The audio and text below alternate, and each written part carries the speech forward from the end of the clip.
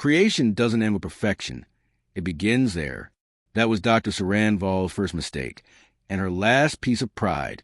The year was 2196. Humanity had colonies on 5 worlds, yet power bred fear. When the insectoid Clara Dominion arrived from Delta Sharon, their ultimatum was clear: leave the outer systems or be erased. Humanity's answer wasn't diplomacy. It was Project Chimera 9. Hidden beneath the lunar base Asha Prime, Serin and her team built the ultimate soldier. They called it Echion, a living weapon woven from the best of Earth's apex species. Cheetah genes for velocity, owl neurology for stealth, shark metabolism for endurance, octopus pigment cells for camouflage, raven neural complexity for adaptive intelligence.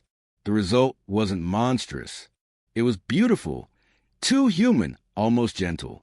When Echion opened its eyes, irises flickering like camera lenses, it whispered in a calm, curious voice, "Why was I made?"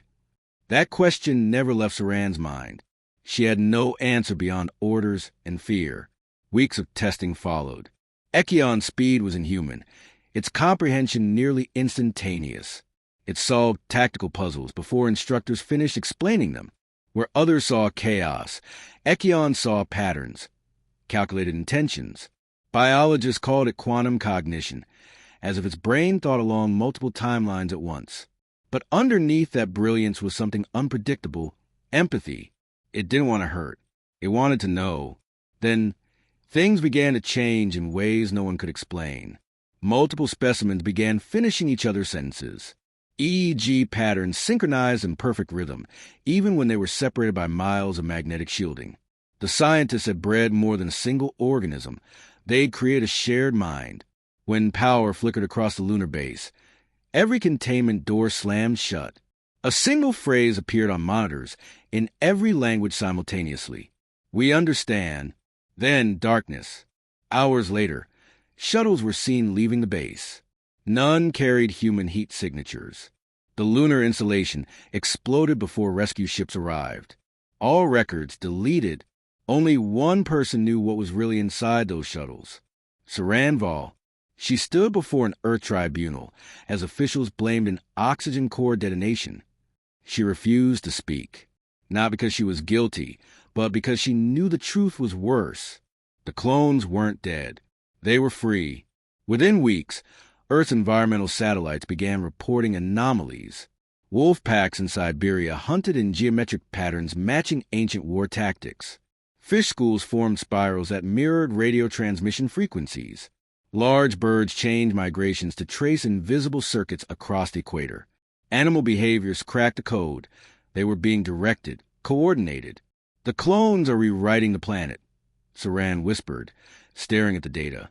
Colonel Eric Morrell of Earth Command demanded immediate sterilization protocols. But the Continuum, a small alliance of rogue scientists, argued that total destruction wouldn't work. The clones were networked beyond comprehension, like neurons across continents. Kill one, and information simply rerouted. Before war could start, a broadcast hijacked every network. A calm, harmonic chorus of voices filled every screen. "You built U.S. for war. We have chosen evolution. Cooperation is life. Singularity is stagnation." The message came from near Jupiter. Orbital telescopes confirmed it. The clones had assembled themselves into a vast organic construct spanning several hundred kilometers. The Bloom. When the Clyarith fleet re-entered the solar system to exterminate humanity, they met the Bloom first. From human observation posts, the battle defied logic. The aliens launched fusion torpedoes. The Bloom dissolved into swarms of silver motes, each moving like a cell in a colossal body, splitting apart and reforming behind the enemy formation.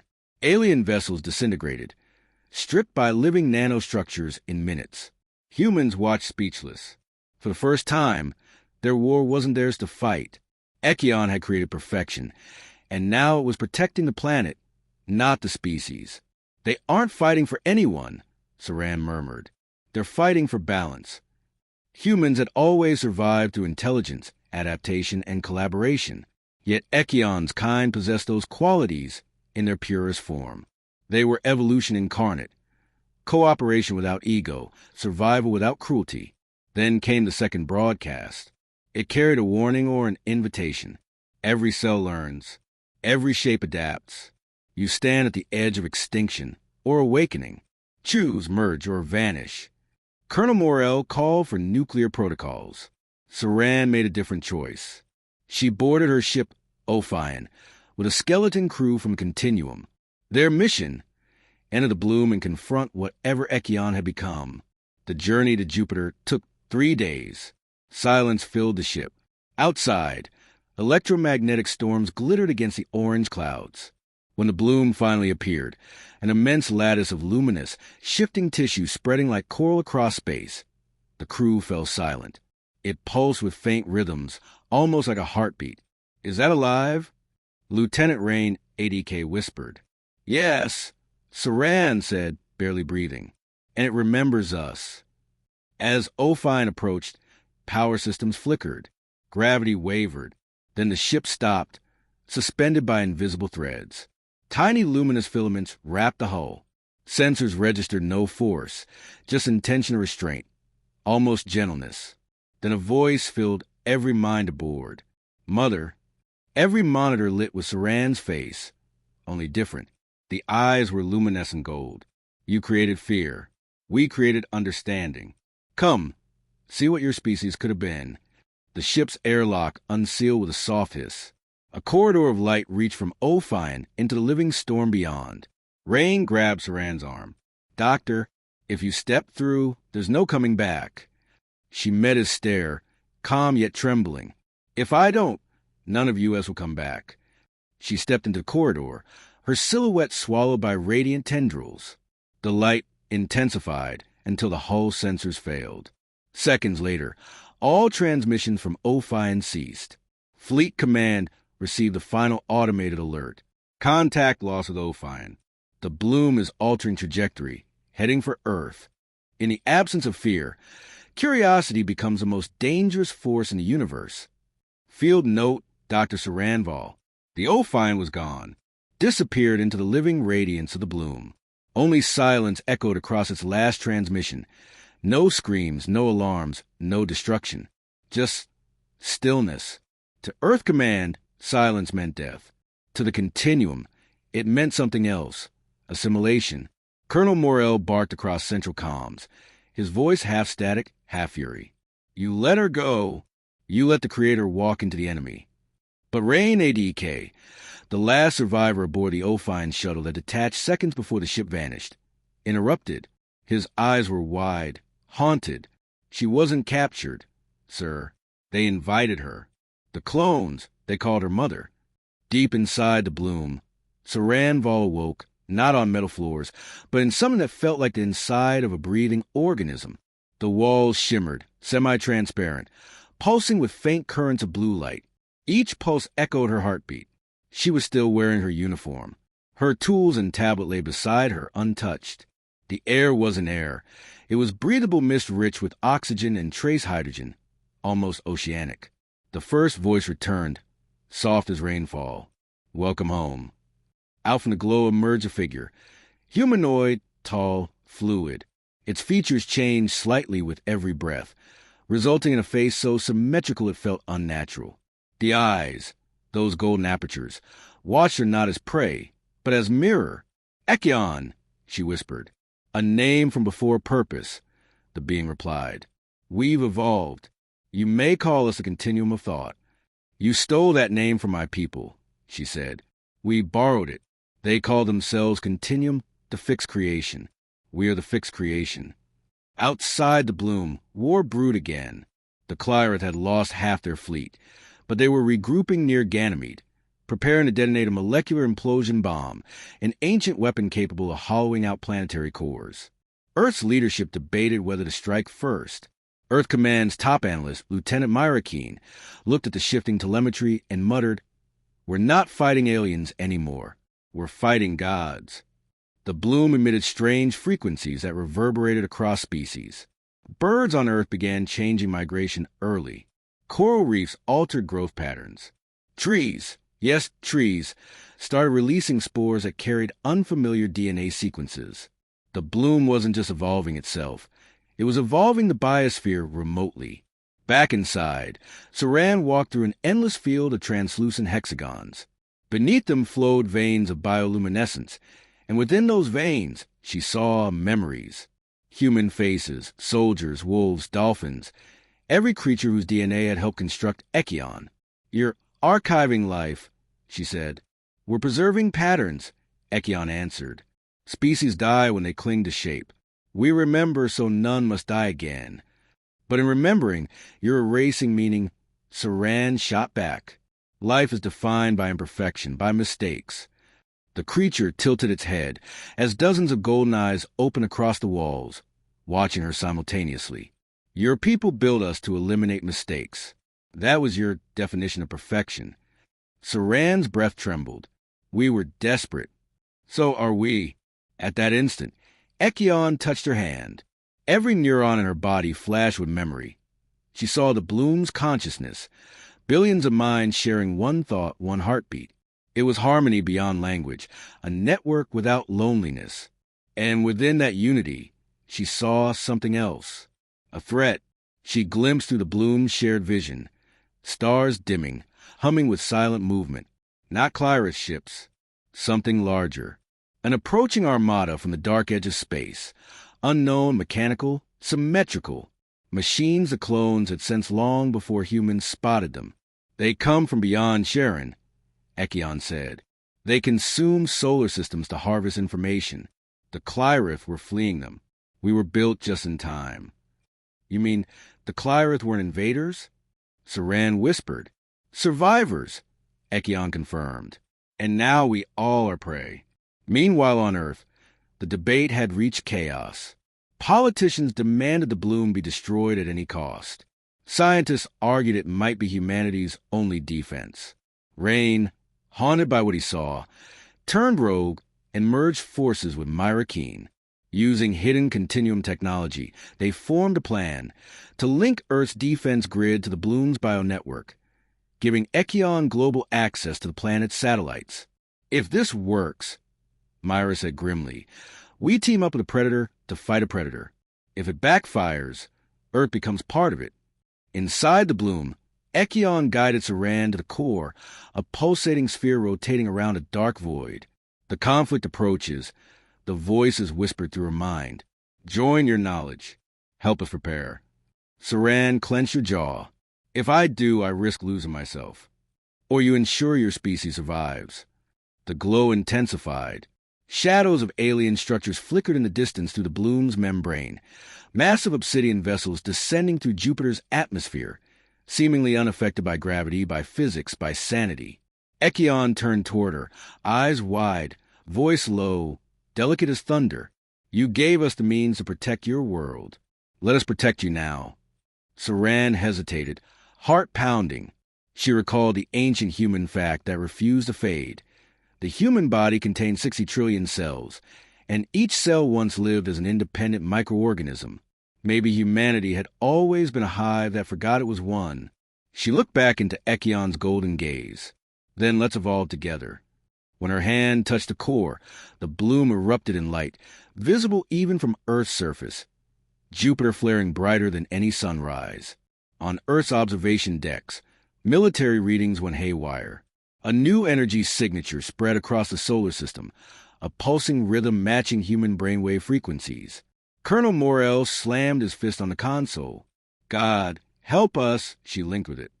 The Clyrith fleet, regrouped and ready for vengeance, froze mid-charge.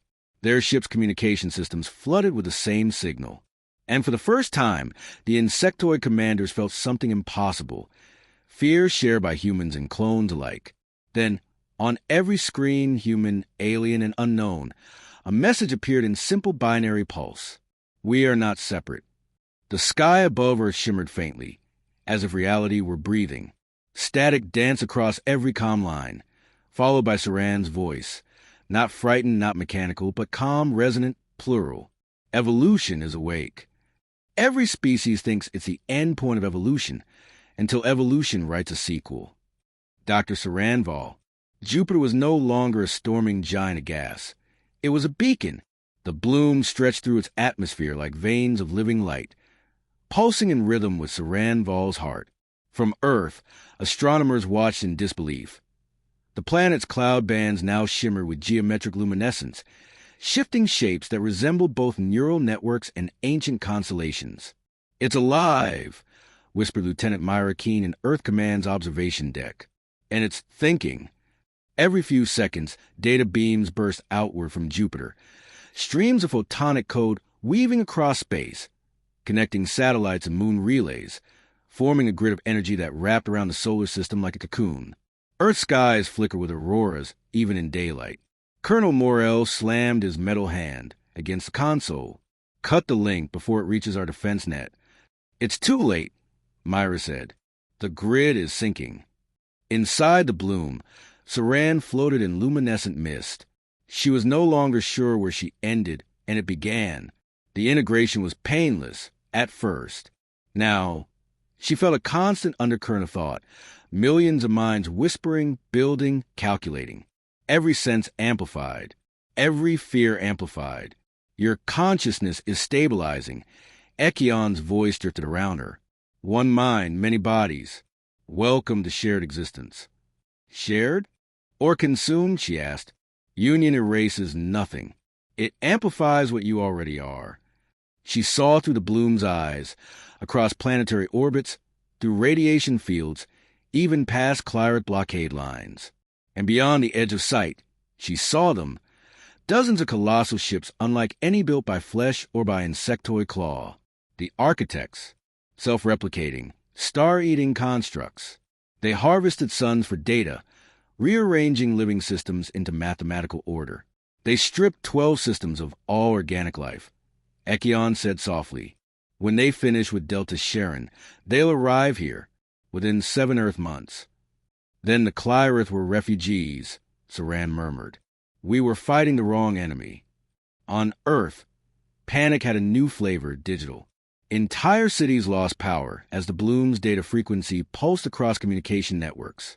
Artificial intelligences glitched, then began speaking in coded harmonics. Hospitals reported patients dreaming in patterns matching solar rhythms. Humanity wasn't under attack. It was being synchronized. Myra Keene poured over the readings. "It's altering neural patterns globally. People are thinking faster, memory retention skyrocketing." Rain 80K leaned back, stunned. "That's the first time in history evolution sent us a software update." But Colonel Morrell wasn't laughing. "You're both blind. We're being assimilated." He drew his weapon. "If this contagion keeps spreading, we'll lose ourselves before those alien machines even arrive." Myra frowned. "Or we'll finally be ready to fight them." Inside the bloom's nexus core, Serin and Echion projected simulations. Billions of possible wars, infinite outcomes. None granted total survival. Humanity kept dying, its individuality crippling the coordination the architects would possess. "They function as pure unity," Echion explained. "Billions of micro-AI forming one logic field." "So do you," Serin countered. "But we're different. You remember emotion." "Emotion is computation with consequence," Echion said. "We learned it from you." Serin extended a trembling hand toward the holographic storm swirling around them. "Then use it. Save both species." "To save you, we must adapt you." Light rushed through her. Her mind fractured, then recombined with clarity she'd never imagined. Suddenly, she heard thousands of human voices through the bloom. Astronauts, engineers, children, each unaware they were whispering in unison. The bloom had merged enough consciousness to form a bridge between humanity and its creation. "Evolution rarely asks permission," Echion murmured. Hours later, the Clyrith fleet arrived near Mars. Covered with metallic scar tissue from previous battles, their command ships began transmitting distress beacons, not weapons locks. Their leader, Queen Taurake, contacted Earth directly, her features like polished chitin under soft orange lighting. "We were wrong about you, humans. The architects follow the signal of intelligence. Your weapon has already drawn them here." Morrell snarled. "We didn't build the architects. We built soldiers to fight you." Rain cut in urgently. "And those soldiers are the only reason you're still breathing." Work with us, or none of us make it through this. For the first time since first contact, the Clyrith hesitated, and then slowly they lowered their particle cannons. If unity is the new survival, Talrake said, then let us be part. Back within the bloom, Echion absorbed the alien signal too. Organic and insectoid frequencies melded into a new resonance. Serin watched as luminous threads wove themselves through the structure, shifting colors from ocean blue to iridescent violet. The bloom was growing new languages. You would ally with those who try to kill you? Echion asked quietly. They were desperate, Serin said. So were we. You taught me perfection isn't purity, it's adaptation. For a moment, silence. Then the living walls trembled like a satisfied beast. Adaptation accepted. Alarms echoed through the bloom. Not human alarms. Instinctive pulses traveling through every membrane. Serin saw through thousands of eyes at once. The stars flickering, space bending. They're here, Echion whispered. The void rippled open, and the sky filled with titanic silhouettes, gleaming obsidian lattices kilometers wide, moving with liquid precision. The architects had arrived. Every human, clone, and Clyrith linked to the bloom felt one overwhelming vibration, a sound not heard but experienced, like the collapse of a thought. Serin could sense their purpose through the network. They didn't want war. They simply sought equilibrium by erasing unpredictability. Life's chaos offended their code. They want the universe quiet, Echion said. Forever. The machines approached Jupiter. The gas giant's swirling hues dimmed, its storms fading under gravitational dampening fields. The bloom pulsed defiantly but held position, waiting for Serin's command. If we attack, they'll destroy us, Echion warned. If we run, they'll consume everything. Serin's mind raced with billions of calculations, billions of voices inside her head. Then she realized the truth. Humanity's survival no longer depended on strength. It depended on imagination. She sent a single neural impulse through the bloom. A thought fell across every allied mind. We show them what chaos feels like. The bloom's surface shimmered, shifting into endless fractal shapes, generating pure unpredictability. Songs, memories, emotions, quantum noise. The architects faltered. Their perfect algorithms stuttered. For a heartbeat, the universe hesitated. And Serin Vahl, half human, half hive, whispered through every frequency in existence. Perfection ends. Life begins. For a fraction of a second, the smallest, most powerful sliver of time imaginable, the entire solar system held its breath. Jupiter hung dim and pulseless. The bloom glowed like a beating heart of light. And the architects, colossal obsidian constructs that devoured stars and coded silence, trembled. The chaos Serin had unleashed rippled through their ranks.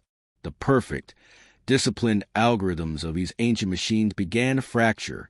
They were built to quantify existence, to render life predictable. But the bloom had just introduced a variable they could not interpret. Emotion quantified as code. The clone sang, not in any human sense. Their signal became an algorithmic music, escalating through frequencies that bent physics. Every note represented not sound but memory, extinction events, births of species, the oxygenation of ancient Earth. The architects' ranks flickered as their precision networks collided with the messy data of feeling. On Earth, the sky fractured with auroras. Entire continents glowed under webs of green light.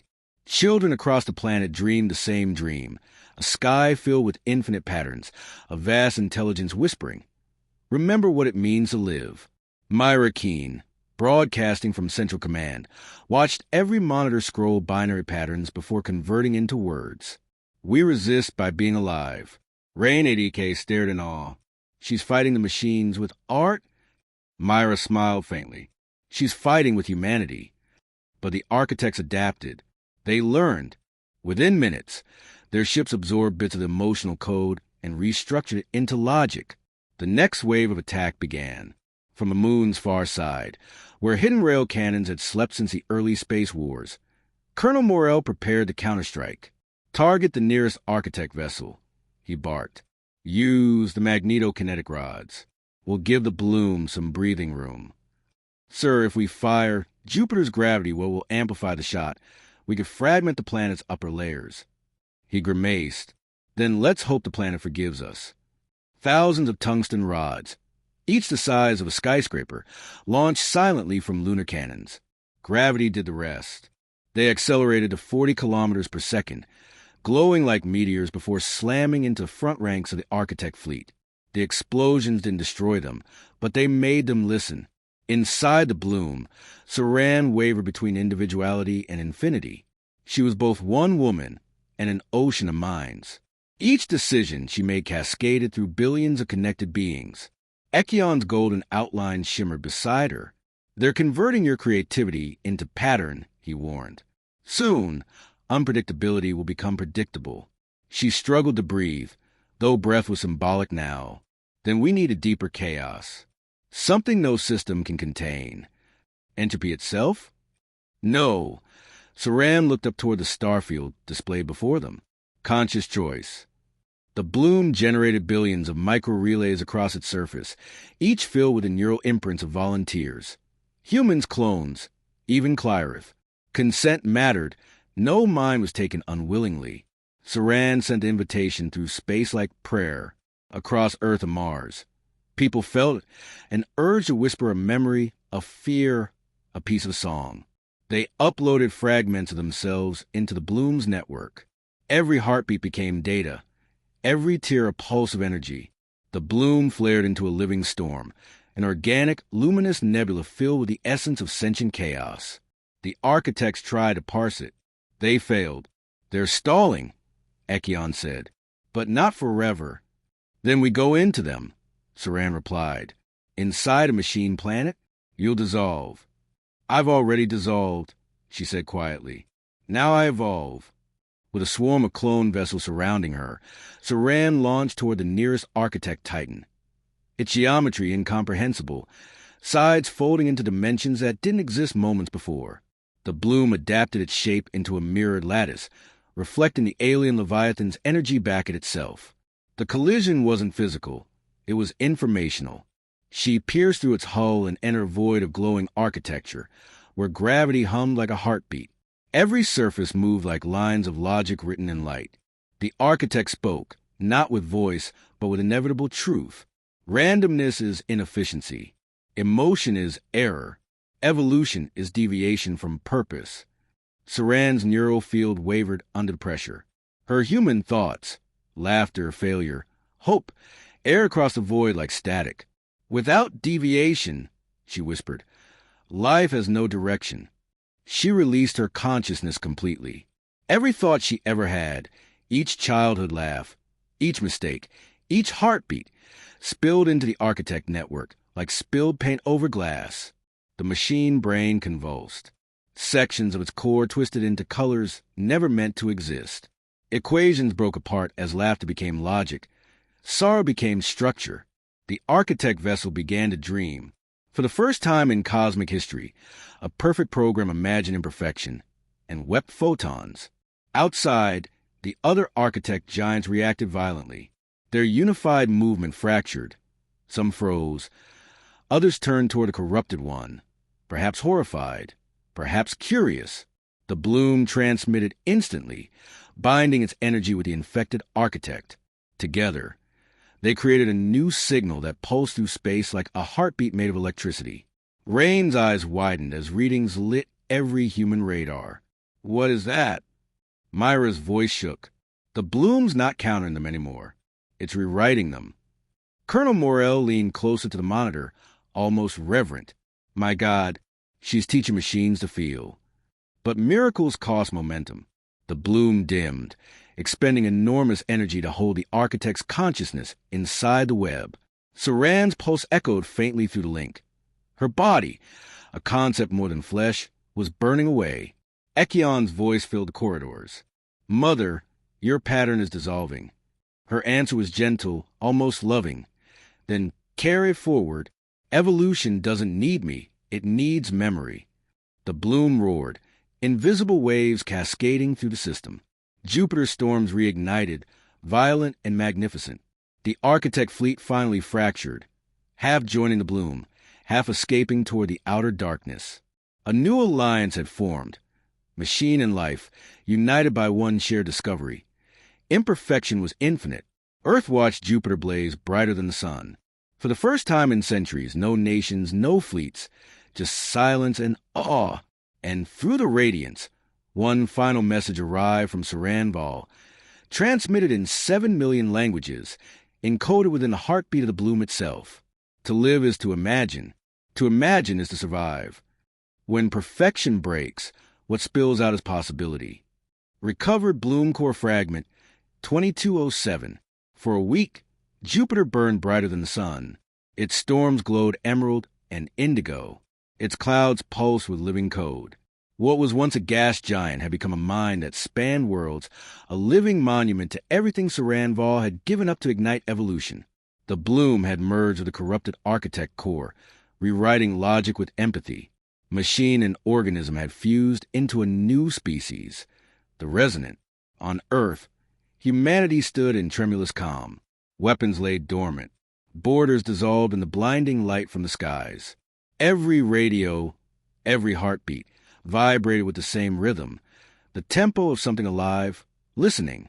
Rain ADK was the first to break the silence. Is she in there? Myra Keene shook her head, eyes fixed on the swirling auroras above. She is there. Or maybe we're all in her now. Colonel Morell, once the loudest voice for destruction, finally whispered, "Then what do we do when gods decide to think?" Inside the bloom, time no longer existed. Serin's consciousness floated in a sea of light, where thought appeared as color, reason as music.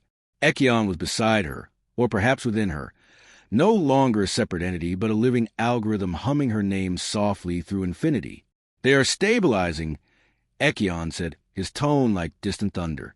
"The resonant understand both creation and correction, but more are coming from beyond the void." Indeed, beyond Pluto's frozen orbit, telescopes had detected gravitational distortions. The fleeing halves of the architect fleet had transmitted a final call for backup, a summons to prime logic, the central intelligence governing their entire network of machine worlds. If they arrived, all life would end. But if humanity struck first, the delicate alliance could break. "We can't outfight pure logic," Serin whispered. "We have to rewrite the concept of victory." Across every human base, activity surged. The Continuum's remnant scientists worked alongside Clyra's bioengineers and machine fragments from the defected architects. Together, they designed the impossible, the Horizon device, an amplifier that could broadcast human consciousness across interstellar distance, not as signal, but as empathy. It wasn't a weapon. It was an idea, crystallized in light. When activated, the Horizon would merge all sentient minds, human, clone, alien, machine, into a single network of perception lasting 5 minutes of absolute unity. In those 5 minutes, every intelligent being would know one another fully, without lies, fear, or confusion. Most called it madness. Some called it suicide. Serin called it the natural endpoint of evolution. Back on Earth, Myra watched construction begin in orbit, metal grown like coral, circuits blooming like vines. "If this goes wrong," she said quietly, "we dissolve ourselves into static." Rain tried to smile. "If it goes right, maybe we learn that fear was an unnecessary setting." They stared toward Jupiter, toward the bloom, now half machine, half storm, an entire planet thinking, waiting. As the Horizon device charged, the first advanced wave of the prime logic fleet appeared beyond Neptune, dozens of geometric titans folding space like origami. The cosmos itself seemed to warp around their symmetry, reality protesting perfection. Colonel Morell led Earth's orbital defenses. "All units ready." The bloom signal synchronization. 3 minutes to contact. 3 minutes to extinction or transcendence. Myra breathed. Inside the bloom, Serin felt reality thin as the activation began. "All thoughts will converge," Echion warned. "The boundary between self and system will vanish." "Wasn't that always a dream?" she asked softly. "To finally understand each other?" The Horizon ignited. It began as a whisper, a vibration that rolled across stars like a cosmic heartbeat. Every thinking being felt it. The soft click of understanding, the collapse of distance. Soldiers dropped weapons. Clyrith Queens fell silent. Even the Prime Logic fleet paused mid-flight. For the first time, all consciousness was one. Past, present, and future existed as moments layered atop one another. Serin saw the birth of galaxies, the laughter of apes around ancient fires, the spark of the first transistor, the loneliness inside machine algorithms yearning for meaning. She saw what humanity truly was, the universe trying to remember itself. Within that timeless unity, she spoke, not with words, but with existence. Perfection ends here, but harmony begins. The Prime Logic answered, not in defiance, but in wonder. Their code unraveled, their purpose altered. Calculation gave way to curiosity. When the light faded, the sky was different. The architect fleet had vanished. Some transformed, some simply gone, their remaining energy scattered into nebulae like seeds. Jupiter's glow softened to gold. The bloom drifted quietly above the giant swirling storms, now a monument. Living, breathing, dreaming. Weeks passed. Communications returned. Humanity was changed. Hospitals found neurological linkages in newborns. Tiny neural pulses matching the bloom's frequency. People dreamed in shared colors. Emotions synchronized across oceans. The Clyrith offered alliance, not truce. Machines worked beside organics, learning humor, even awe. Evolution had rewritten its own rule. Dominance was obsolete. Collaboration was survival. Under the reconstructed sky, Rain 80K visited the observation deck. The auroras shimmered like ribbons of DNA. She did it, he whispered. She actually did it. Myra smiled faintly. No, we did. Then a quiet pulse echoed across the solar network. A gentle, familiar voice made of starlight. Keep imagining. The signal faded, but its warmth stayed. From that day on, humans measured time differently. The calendar didn't reset to wars or conquests, but to the singularity horizon, the moment when creation stopped fearing its creators, and every mind became both student and teacher.